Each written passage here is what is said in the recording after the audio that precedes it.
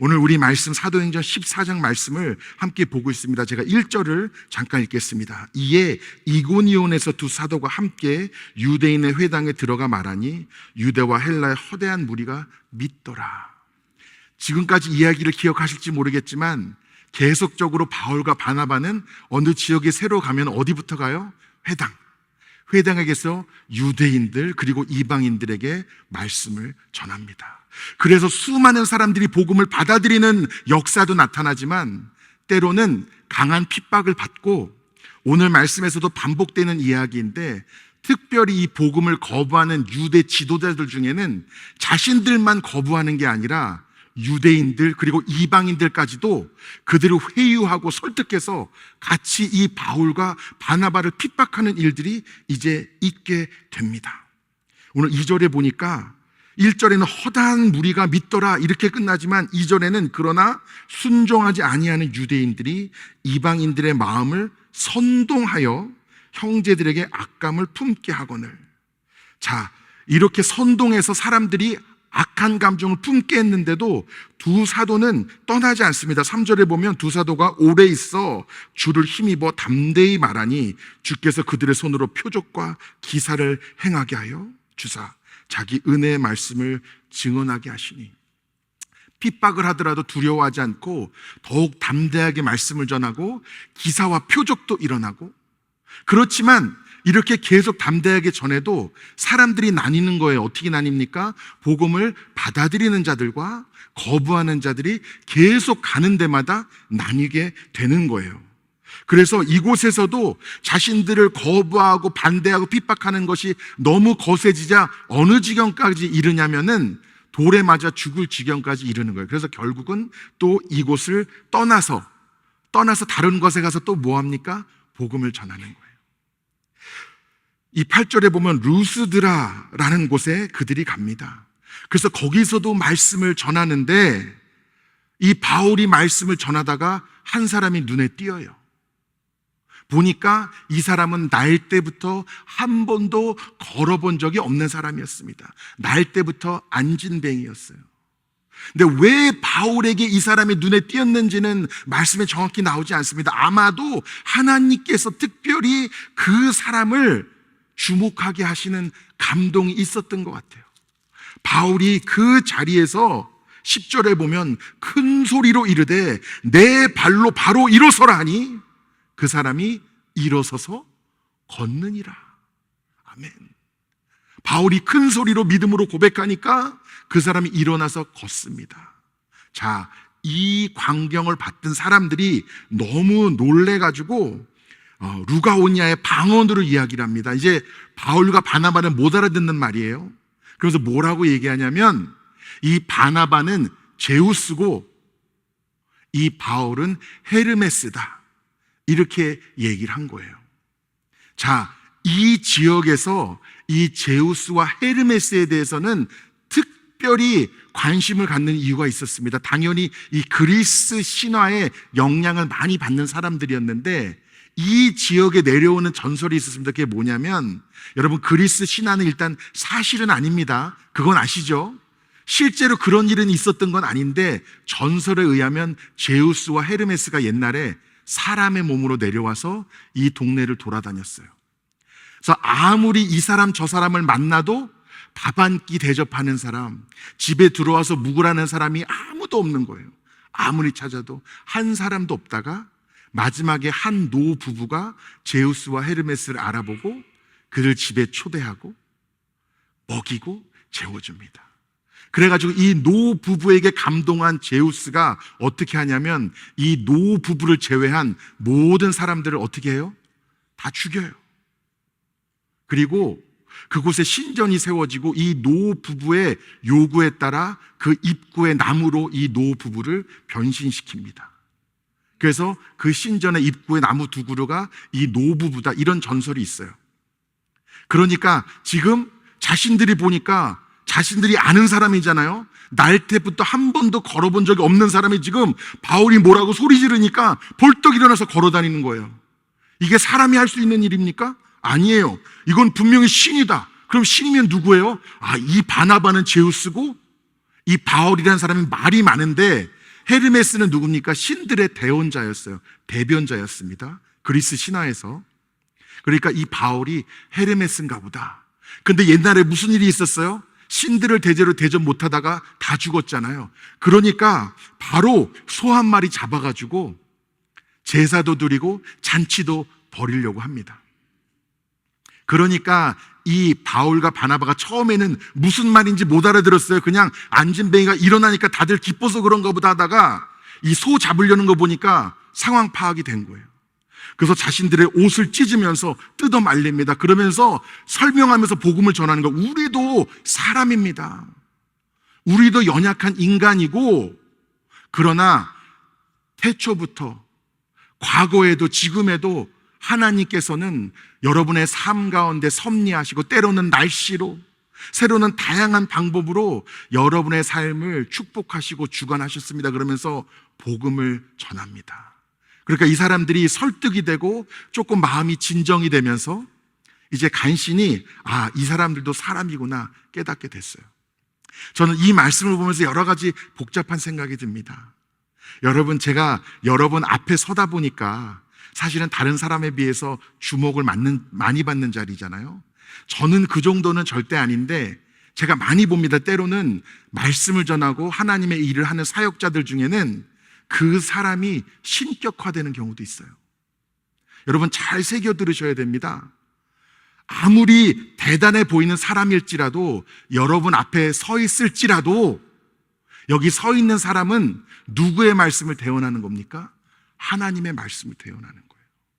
제가 여러분에게 설교를 잘하고 못하고의 기준은 다양한 게 있을 수 있겠지만, 사람이 드러나면 설교를 못한 거고, 오늘 말씀을 통해서 하나님을 바라보는 여러분의 눈이 더 크게 열리면은 말씀이 좋은 거예요.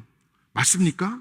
그러니까 여러분, 우리가 신앙생활함에 있어서 믿음의 여정은 하나님을 바라보는 겁니다. 언제나 절대 사람을 바라보고 사람을 우리가 높일 것도 없고 사람 보고 실망할 것도 없어요. 여러분, 저도 연약한 인간입니다. 가까이서 보시면 실망스러워요. 사람이기 때문에. 그렇기 때문에 사람의 연약함을 바라보고, 혹은 사람을 통해 행하신 하나님의 놀라운 일들을 바라보면서 그 사람을 높이는 것이 아니라 언제나 하나님을 바라보시기를 간절히 축복합니다. 왜 그러냐면요, 이 앞에 서 있는 입장에서도 오늘 지금 제우스라 그러고 헤르메스라 그러니까 대단히 기분 좋을 것 같죠?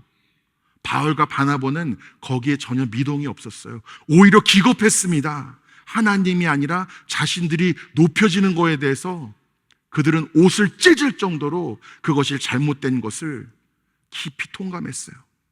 그리고 또 무슨 일이 있느냐? 19절에 보면은 유대인들이 안디옥과 이고니온에서 와서 무리를 충동하니 그들이 돌로 바울을 쳐서 죽은 줄로 알고 시외로 끌어내치니라. 여러분, 얼마나 황당한 일입니까? 불과 얼마 전까지 바울하고 바나바에게 뭐라고 그랬어요? 제우스와 헤르메스라고 소 잡아가지고 제사 드리려고 그랬잖아요. 근데 유대인들이 안디옥과 이고니온에서 와가지고 조금만 설득을 하니까 뭐 했어요? 돌로 쳐서 죽이려고 그랬어요. 그래서 바울이 돌로 쳐져서 이 사람들은 죽은 줄 알았대요. 왜 죽은 줄 알겠어요? 돌을 하도 집어던지니까 맞고 온몸이 피투성이가 돼가지고 쓰러져서 미동이 없으니까 죽은 줄 알았겠죠. 동네 밖에 내다 버립니다. 여러분, 사람이 나를 높이는 건 이렇게 허무한 거예요. 여러분 앞에 섰다고 제가 칭찬만 듣는 줄 아십니까? 이 앞에 서면 욕도 많이 먹어요. 여러분 잘 모르시죠? 사람 앞에 서면은 드러날 일도 있고 칭찬받을 일도 있지만 욕 먹을 일이 많아요. 제가 항상 배가 부르잖아요. 그래가지고. 그러나 바울과 바나바는요, 사람이 나를 높이든 나에게 돌을 던지든 그거에 좌지우지되는 신앙이 아니었다는 거예요. 자, 그가 죽은 줄 알고 동네 밖에 버렸는데요, 20절에 제자들이 둘러섰을 때 바울이 일어나, 자, 둘러서서 뭘 했을까요? 기도했죠. 기도. 사실은 바울이 실제 이 당시에 죽었다 안 죽었다, 이게 조금 논란의 여지가 있습니다. 이 이후에 바울의 서신들을 보면은 바울이 그동안에 자신이 겪었던 고난들도 나열하고 또 하나님의 나라를 받드는 이야기도 하잖아요. 그래가지고 그 당시에 죽었다 살아났기 때문에 자신의 체험을 기술한 거다 이렇게 이해하는 사람들도 있어요. 그런데 이 누가는 사도행전을 기록하면서 우리가 신뢰할 수 있는 것이 아주 정확한 사람이에요. 자기가 아는 만큼만 쓴 거예요. 죽었는지 살았는지 확실히 모르니까 그냥 사람들이 죽은 줄 알고 동네 밖에 내다 버렸다. 그대로 씁니다. 그리고 제자들이 모여서 그를 위해서 기도했을 때 죽었었는지 거의 죽었었는지는 우리가 모르지만 그가 다시 일어납니다. 제가 말씀드렸죠. 바울은 사람들이 자신을 높이건 돌을 던지던 상관없는 사람이었어요. 어떻게 그걸 알 수 있느냐? 말씀을 보니까 20절에 제자들이 둘러섰을 때 바울이 일어나, 여러분 돌에 맞아 죽을 뻔하다가 일어났으면 어떻게 해야 돼요? 저 같으면 빨리 그 동네를 떠나야죠. 왜냐하면 죽은 줄 알고 내다버렸는데 안 죽은 줄 알면 어떡하겠어요? 또 쫓아와서 또 돌 던지면 어떡해요?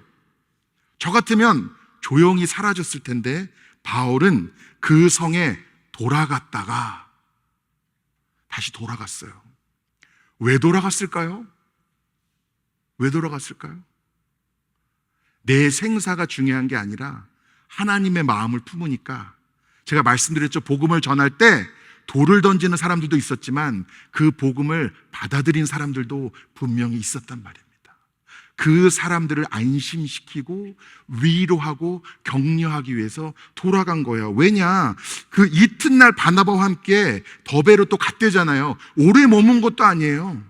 그냥 바로 다시 떠날 건데 왜 굳이 위험을 무릅쓰고 자신에게 돌을 던진 동네로 갑니까? 돌을 던진 사람들만 생각하는 게 아니라 내가 전한 복음을 받아들였던 그 사람들을 위로하고 그들의 믿음이 자라기를 원하는 주님의 마음을 바울이 품고 있었기 때문에. 그리고 21절에 복음을 그 성에서 전하여 많은 사람을 제자로 삼고 또 더베로 가서도 복음을 전합니다.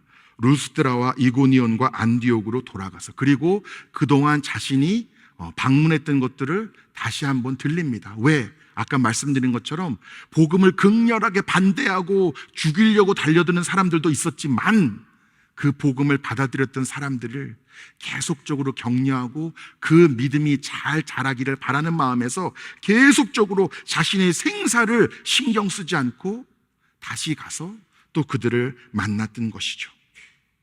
22절에 제자들의 마음을 굳게 하여 이 믿음에 머물러 있으라 권하고 또 우리가 하나님의 나라에 들어가려면 많은 환난을 겪어야 할 것이라 이렇게 그들에게 전합니다. 그리고 23절에 보면 각 교회에서 장로들을 택하여 금식 기도하며 그들이 믿는 주께 그들을 위탁하고 계속적으로 자신이 들렸던 곳에 돌아가서 리더들을 세우고 그들을 양육하고 복음을 전한 그곳에 믿음의 열매들이 맺어지도록 계속 관심을 갖습니다. 그러면서 결과적으로 오늘 말씀이 어떻게 매듭지어지냐면 애초에 바울과 바나바를 이 선교사로 파송했던 그곳으로 돌아가서 그동안 어떤 일들이 있었는지를 은혜를 나누고 28절의 마지막에 어떻게 끝나냐면 제자들과 함께 오래 있으니라 이렇게 말씀이 매듭이 지어집니다. 제가 이 말씀이 내용이 많아서 이 말씀을 준비하면서 가장 어려운 게 뭐냐면요, 설교에서 빼는 게 어려워요. 여러분에게 몇 시간을 전할 수 없기 때문에 너무 지금 한 절 한 절 여러분에게 나누고 싶은 내용이 많은데 정해진 시간에서 꼭 하나를 여러분에게 마지막으로 강조하면 무엇을 강조해야 될까? 22절의 말씀을 여러분과 나누려고 합니다. 이 22절 후반부에 이런 말씀이 나옵니다. 하나님의 나라에 들어가려면 많은 환난을 겪어야 할 것이라. 여러분 아멘입니까? 하나님의 나라에 들어가려면 많은 환난을 겪어야 된다고 바울이 얘기하고 있어요. 제가 이 말씀을 읽고 또 읽는데 제 마음에 조금 의문점이 생깁니다. 우리가 하나님의 나라에 들어가려면, 여러분 하나님의 나라 그러면 여러분 뭐가 떠오르세요? 천국이잖아요. 맞죠? 천국은 언제 가요? 죽으면 가잖아요. 우리가 죽으면 가는 게 천국이고 하나님의 나라인데 우리가 많은 환난을 겪어야 하나님 나라에 들어가는 게 이게 맞는 얘기인가? 여러분, 우리는 무슨 자격으로 천국 갑니까? 우리는 원래 죄인이라서 천국 갈 수 있어요, 없어요? 못 갑니다.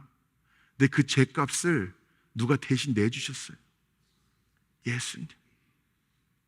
예수님께서 저와 여러분을 위해서 십자가에 피 흘려 죽기까지 우리를 사랑하심으로 우리를 대신해서 우리가 겪어야 될 환난과 고통을 대신 짊어지셨습니다.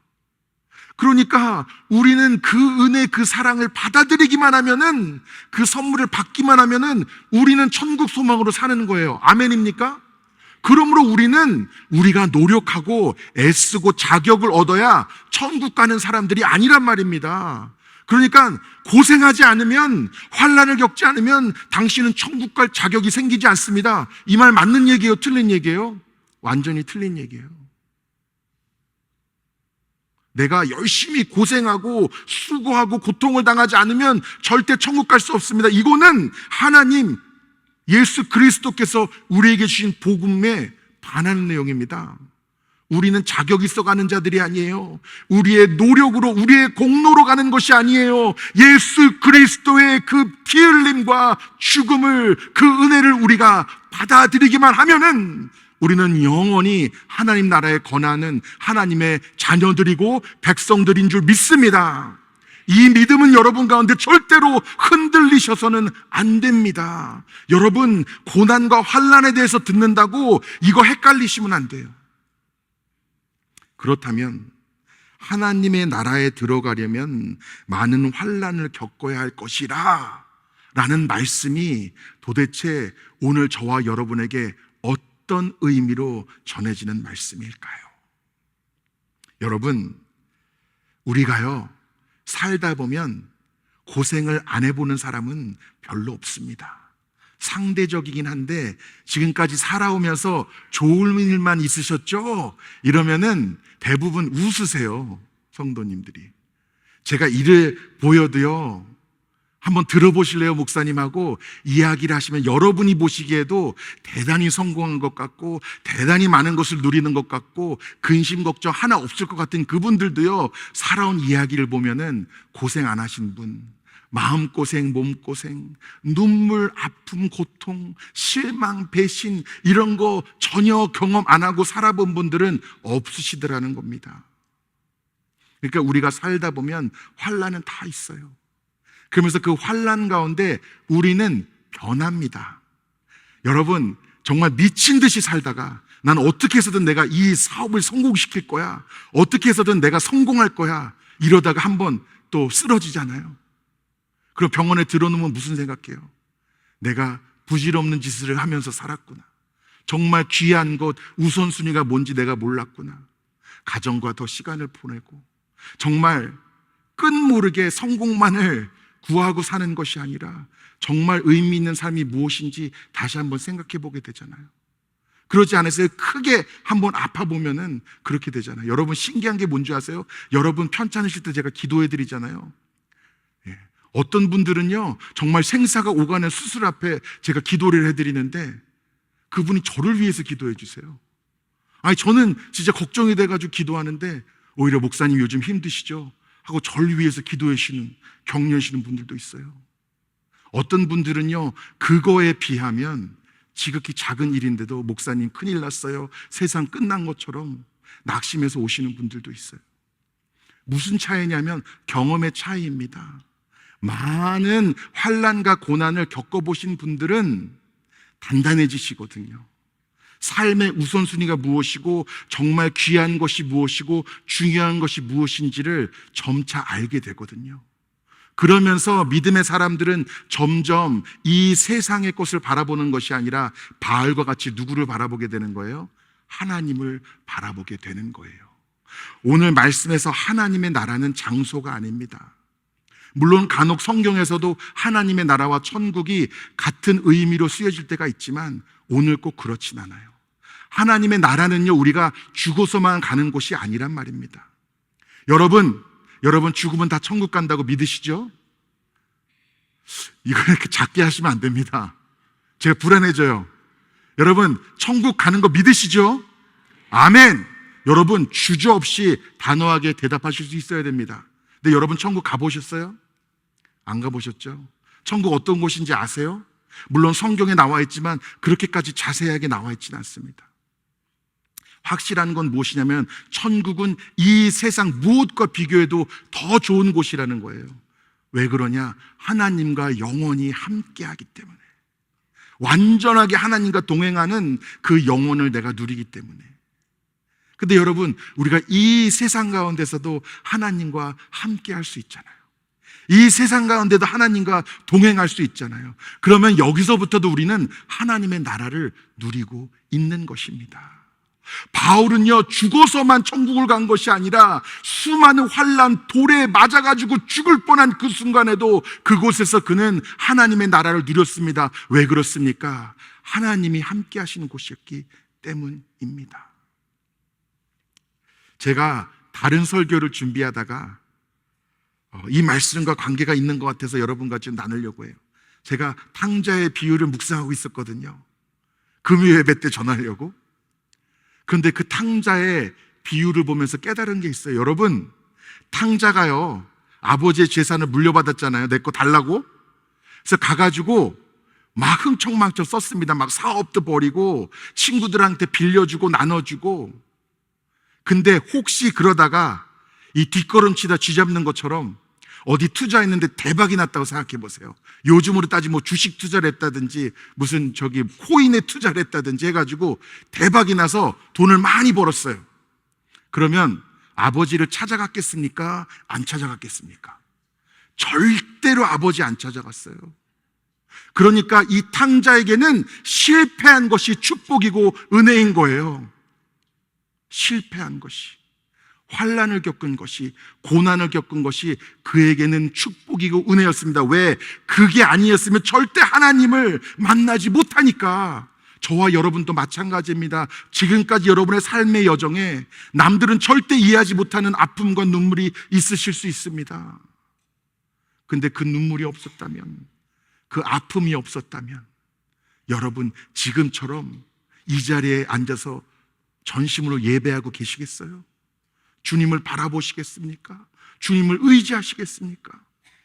그러면서 제가 든 생각이 있습니다. 가장 불쌍한 사람은요, 사업이 망해서 돈 다 잃은 사람이 아니에요. 이 탕자가 정말 비참해질 수 있는 길은 뭔지 아세요? 돈 다 잃고 돼지가 먹는 음식 뺏어 먹는 그 비참한 모습 속에서 끝까지 아버지를 찾아가지 않았더라면 그게 가장 불쌍하고 비참한 겁니다. 여러분, 중요한 거는 환난을 당했느냐 안 당했느냐, 얼만큼 당했느냐, 이것이 중요한 것이 아니라 그 환난 가운데 아버지를 찾아갔느냐 찾아가지 않았느냐, 하나님을 더 깊이 만났느냐 만나지 않았느냐, 하나님을 만남을 통해서 하나님의 나라를 누렸느냐 누리지 않았느냐, 그것이 정말 중요한 것이죠. 그러므로 제가 오늘 이 말씀을 여러분에게 전하는 것은 여러분이 환난을 많이 당하기를 바라서 전하는 것이 아니라 여러분이 하나님의 나라를 그 누구보다도 충만히 누리시기를 제가 간절히 바라는 마음으로 이 말씀을 전하는 것입니다. 바울도 같은 마음이 아니었을까요? 하나님의 나라에 들어가려면 많은 환난을 겪어야 할 것이라, 이 얘기를 하면서 너희들도 좀 고생해봐라, 이런 마음으로 전했을까요? 내 사랑하는 형제 자매들, 당신들이 고통받고 핍박받고 눈물 흘리는 것을 당연히 내가 바라지는 않지만, 이제는 믿음의 걸음을 걷다 보면 반드시 환난의 날들이 우리에게 닥칠진데, 그 환난 속에서 더 깊이 예수님을 만나기를, 예수님의 위로와 은혜를 누리기를, 하나님의 나라를 죽어서만 경험하는 것이 아니라 이 땅 가운데서도 누리며 나아가기를 바라는 마음으로 바울은 내가 사랑하는 형제 자매들에게 이 말씀을 전한 것이 아닐까요? 여러분, 지금 동일한 마음으로 주님께서는 저와 여러분에게 이 말씀을 주십니다. 하나님의 나라에 들어가려면 많은 환난을 겪어야 할 것이라. 여러분, 이 말씀을 아멘으로 받으십니까? 이 말씀이 여러분에게 환난과 고통과 눈물로 끝나는 말씀이 아니라 그 모든 것을 능히 씻어주시고 위로하여 주시고 회복시켜 주시고도 남고 넘치는 은혜로 여러분에게 누려지시게 되기를 간절히 축원합니다. 기도하시겠습니다. 사랑과 은혜가 풍성하신 주님, 오늘도 주님의 말씀 가운데 거합니다. 주님의 나라를 위해 많은 환난 가운데 그 걸음을 걸을지라도 주님이 함께하여 주시사 그보다 더 큰 은혜를 누리게 하여 주시옵시고 끝까지 바울과 같이 믿음의 길을 달려갈 수 있도록 우리를 축복하여 주시옵소서. 주 예수 그리스도의 이름으로 기도드리옵나이다. 아멘.